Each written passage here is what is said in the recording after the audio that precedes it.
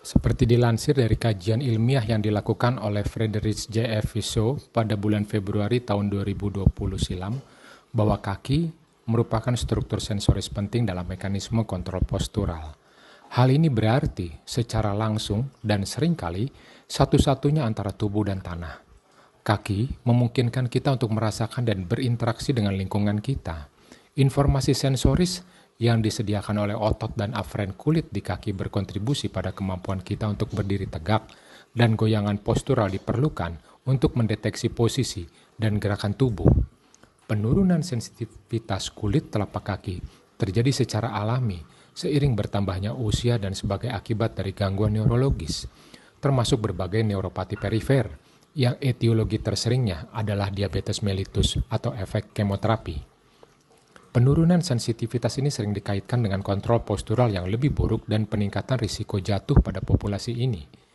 Bukti yang mendukung peran fungsional umpan balik sensorik taktil dan otot telapak kaki dalam keseimbangan berdiri dan konsekuensi postural ketika umpan balik ini terganggu seiring bertambahnya usia atau penyakit, membawa perspektif klinis baru tentang pengembangan strategi intervensi guna meningkatkan kualitas umpan balik kulit telapak kaki.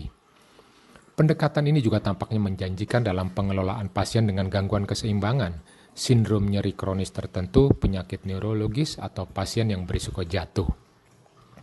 Kontrol postural manusia adalah proses kompleks yang melibatkan masukan sensoris dari reseptor visual, vestibular, proprioseptor, dan taktil. Ini dapat didefinisikan sebagai tindakan mencapai, mempertahankan, atau memulihkan keadaan keseimbangan selama postur atau aktivitas apapun, dan bergantung pada kombinasi kontrol mekanis pasif dan aktif.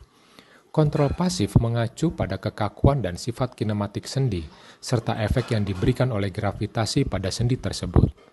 Kontrol aktif dicirikan oleh regulasi saraf otot rangka yang bertanggung jawab untuk deteksi goyangan dan koreksi postural. Ketidakstabilan postural tampaknya memerlukan tingkat kontrol postural hierarki yang tinggi dan aktivasi area otak yang berbeda.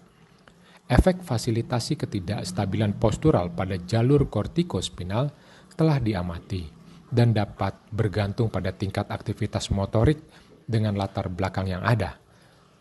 Fasilitasi transmisi sensoris dapat terjadi tergantung pada tugas motorik dan dapat memainkan peran penting untuk mekanisme umpan balik. Proses otomatis termasuk interaksi sensoris yaitu proprioseptif dan taktil dan refleks kulit berkontribusi pada pengendalian postur. Sinyal yang tidak tersedia atau terganggu dari satu atau lebih sensor dapat mengakibatkan penurunan stabilitas postural. Ketika keseimbangan terganggu, penyesuaian postural oleh serangkaian refleks postural kulit dapat dimulai oleh mekanoreseptor kulit. Sesuai dengan penelitian yang dilakukan oleh Sergei A. Tiganov pada Mei 2021 tentang stimulasi mekanis pelantar, melemahkan penurunan sintesis protein pada otot rangka yang tidak digunakan melalui modulasi tingkat oksida nitrat, mengemukakan bahwa penelitian yang dilakukan dalam kondisi gaya berat mikro maupun studi analog ruang berbasis darat telah menunjukkan bahwa stimulasi mekanis pelantar berbasis pompa udara pada mekanoreseptor kulit telapak kaki mampu meningkatkan aktivitas neuromuskular pada berbagai otot tungkai bawah.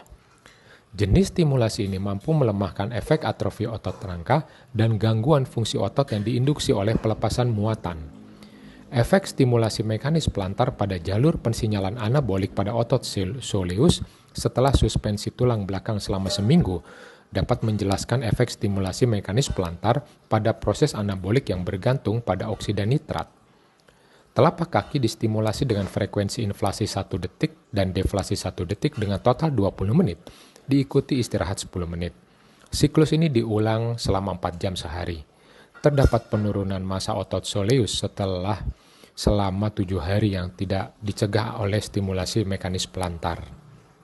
Terdapat penurunan luas penampang serat tipe lambat sebesar 56% yang secara signifikan melebihi penurunan minus 22% pada serat tipe cepat. Stimulasi mekanis pelantar mencegah penurunan serat kedutan lambat tetapi tidak berpengaruh pada serat kedutan cepat.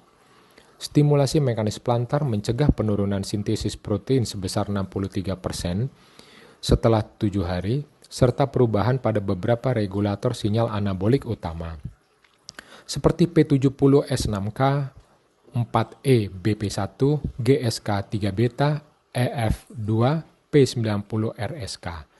Stimulasi mekanis pelantar juga mencegah penurunan penanda kapasitas translasi seperti 18S dan 28S RNA C MYC 455 pre RNA.